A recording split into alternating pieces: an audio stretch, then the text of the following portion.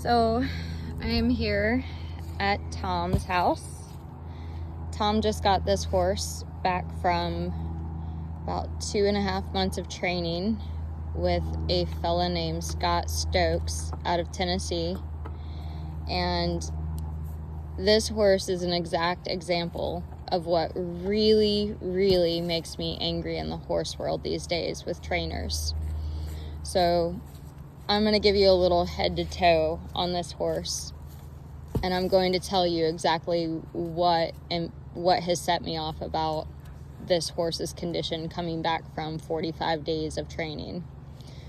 So starting off with the mouth, it was told to the owners that in order to bridle this horse, he had to tie his head to his leg. It was 75 days. 75 days. So tying his head to his leg in order to bridle him. This horse has very fat lips, as you can see. Some Arabians do. But the number one thing that stood out to me when I opened his mouth to look for a possible problem is this horse has a severe overbite. First thing I would have done is called the owner and said, hey, I'm going to have my vet come out and float your horse's teeth. This is either genetically a slight parrot mouth, or this is just overgrown front teeth from not having his teeth done. Either way, I would guarantee he's hard to bridle because there's either an alignment issue from a natural genetic deviation of the jaw, or he's overgrown.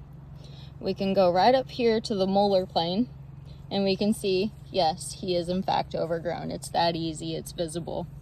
So number one thing I would have done is talk to the owner first and say, hey, let's get some oral care done on this horse.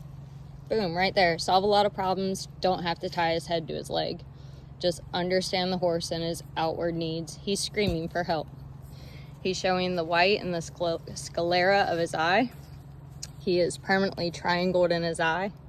And as we know, because it's 2023, that has been determined to be one of the 26 signs of permanent pain in a horse. Now, it could be that he's just really upset from 75 days of being machoed, but I would say that's an indication that he has some issue underlying. Next thing, we'll go to the neck. He's covered in rain rot.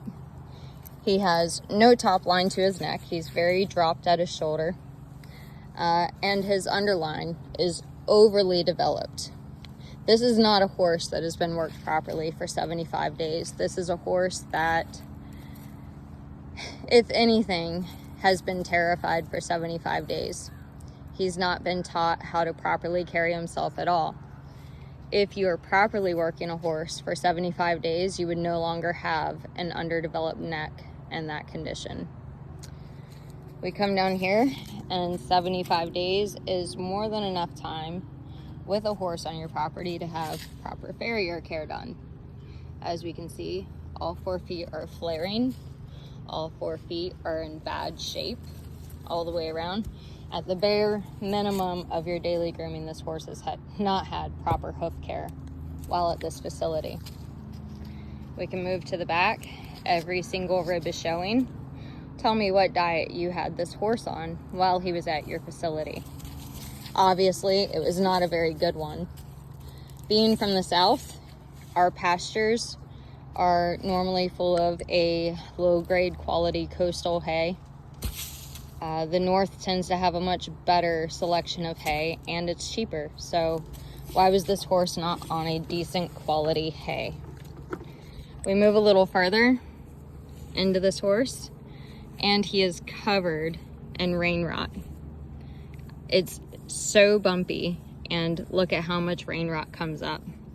This horse was said to have been ridden on Saturday. So on Saturday, which would be tomorrow would be Saturday, so that would be a week ago, this horse, I guess, bypassed on grooming, bypassed on adequate hoof care, bypassed on adequate oral care.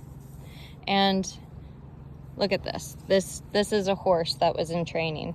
Look at how much rain rot is on his spine. Then we come back here, and there's more rain rot on his hind quarter. A simple curry in a day for 75 days would remove all of that. But we can stop at the flank. This is his right side. This is his left side. Now, it doesn't take a rocket genius to figure out what that is. That is, in fact, a horse that has been roped in the flank to stop his bucking, if that is what he's been presenting. But this horse has been flanked, which means this horse has been hurt. This horse has been abused while at training. This is insane. This is the lowest grade of horsemanship I've ever seen come out of a training facility. I've seen horses injured, I've seen horses killed, but for a horse to walk out of a training facility alive in this shape, this is absolutely disgusting.